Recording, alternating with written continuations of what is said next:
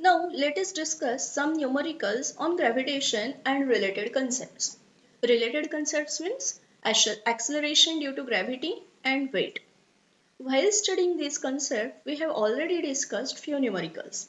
Now these numericals I have taken from textbook exercise of this chapter. Now let us solve first numerical.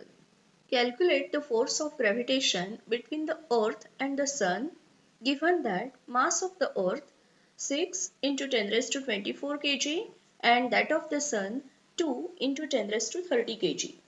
The average distance between the two is 1.5 into 10 raised to 11 meters. Now here you have been told to find out force of gravitation between the two objects. Here two objects are earth and the sun. For that we will need masses of both these objects as well as the distance between their centers as per the formula, right? So here all these things are given. So let us note down all these things under the title given. So mass of the earth 6 into 10 raised to 24 kg, mass of the sun 2 into 10 raised to 30 kg, distance between earth and the sun is 1.5 into 10 raised to 11 meters. So based on this given information, let us find out force of gravitation that exists between earth and the sun. For that, which formula can we use? Yes, all of you know that formula now. That is F is equal to gmm upon r square. Here G, capital G, means gravitational constant and its value is 6.7 into 10 raised to minus 11 in SI units, right? Capital M means mass of the bigger object. Here bigger object means sun. Then capital small m, that is mass of the small object. Here that small object is earth and r is the distance between the two objects. So let us write down these values. Let us substitute these values in this formula. After substitution, let us solve further. Simplify further.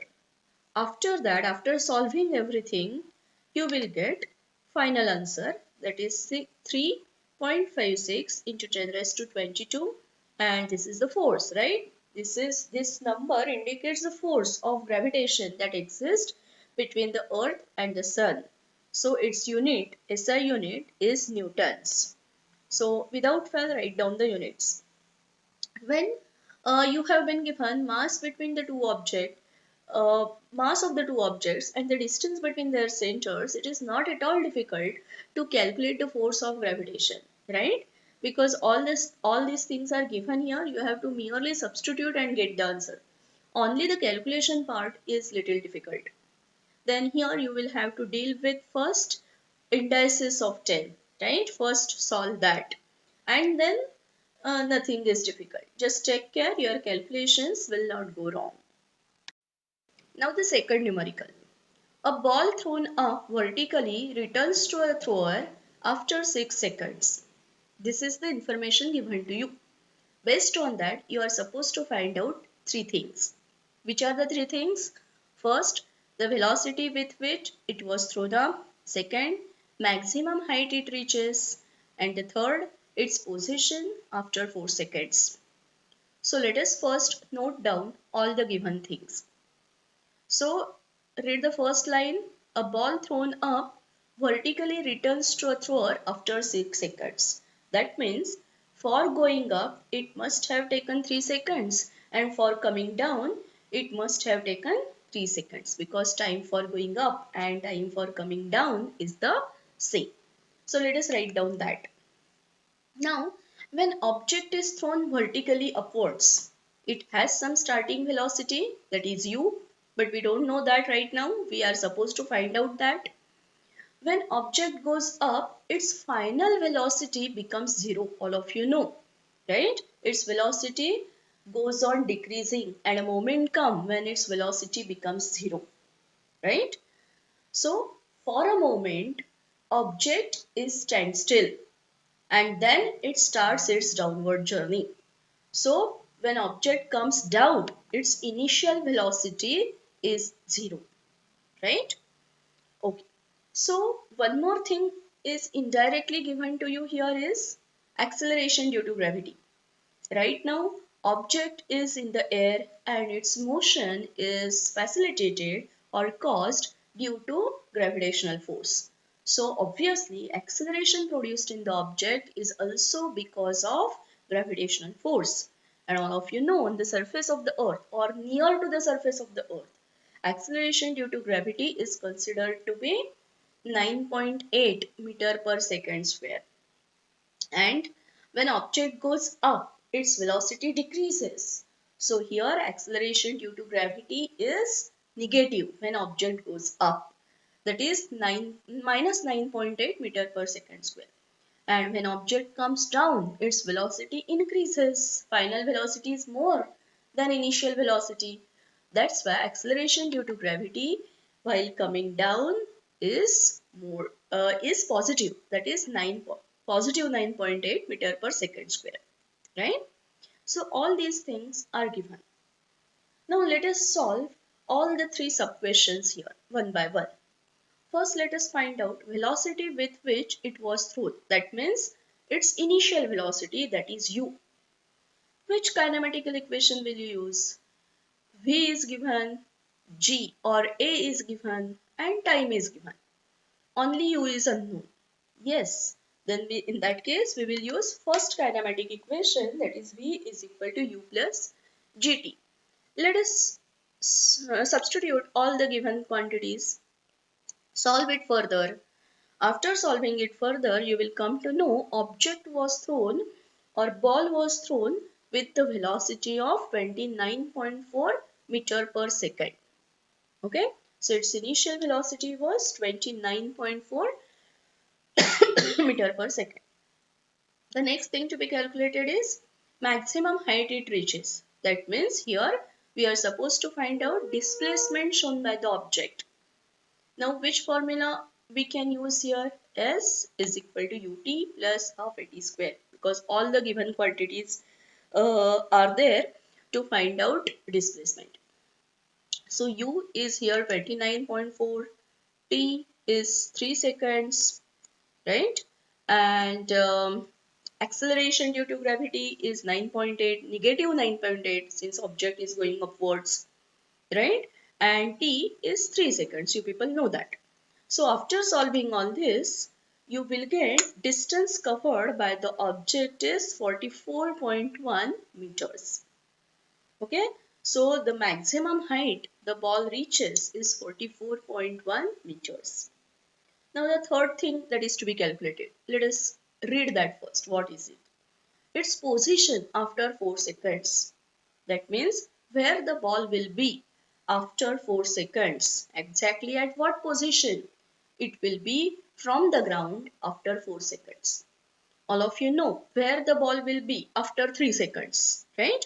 Ball must have reached to maximum height, that is 44.1 meters after 3 seconds, and then it will start its downward journey.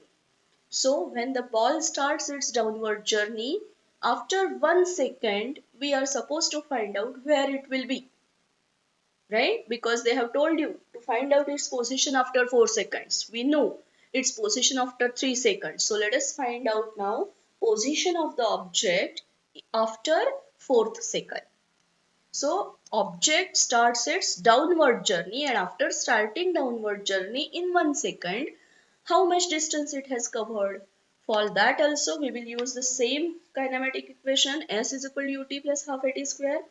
In this case, u is equal to 0. Object is coming down. So starting point at u initial velocity will be 0 that time. Right? And time, here how much time we will consider? 1 second. We are supposed to find out distance covered in 1 second. So t is equal to 1 second. Here acceleration due to gravity is 9.8, positive 9.8, as the object is coming down. So after solving this, after simplifying further, you will get S to be 4.9 meters. So now see, we are supposed to find out its position after 4 seconds. So what was his position after 3 seconds? It was at the height of 44.1 meters. Then it started its downward journey. So in 1 second, it has covered the distance of 4.9 meters. So where is the object now after 4 seconds? So you will get that after 4 seconds, a ball will be at the height of 44.1 minus 4.9, that is 39.2 meters from the ground. All of you have understood this. Exactly what we did to find out its position after 4 seconds. We calculated position of the ball after 3 seconds. It has reached to its highest point at that time, and when after that ball will start doing its downward journey. So while having its downward journey, in 1 second, how much distance will it cover? So we calculated that turned out to be 4.9, and then we subtracted that 4.9 from the highest distance that it has covered, that is 44.1, and after that we got the answer 39.2. Object will be, or ball will be, at a distance of 39.2 from the ground after 4 seconds. So the next numerical now. Gravitational force on the surface of the moon is only 1/6 as strong as gravitational force on the earth. What is the weight in newtons of a 10 kg object on the moon and on the earth? So after reading this numerical, you must have understood what are the given things, right? So let us write down that first. Mass of the object is 10 kg. That is what is given in the numerical. All of you know, mass of the object remains constant. Go anywhere in the universe, it never changes. So mass of the earth on the surface, mass of the object on the surface of the earth as well as on the surface of the moon is 10 kg. It remains same. So let us find out weight of the object on the surface of the earth first. For that, which formula will you use? All of you know, weight can be calculated by knowing mass of the object and acceleration due to gravity. So W is equal to mg. Now what is this WE written here? So here meaning of this is weight of the object on the surface of the earth. So mass multiplied by acceleration due to gravity. Mass is 10 and acceleration due to gravity on the surface of the earth is taken as 9.8. So after solving this further, you will get the answer 98 newtons. So weight of the object on the surface of the earth is 98 newtons. Now let us find out weight of the object on the surface of the moon. For that also we will use the same formula. Now here Wm means weight of the object on the surface of the moon. So Wm is equal to mg. Here mass is 10, mass remains same, right? And g, acceleration due to gravity. Here this acceleration due to gravity we should consider on the surface of the moon. For that, let us read with the first statement again.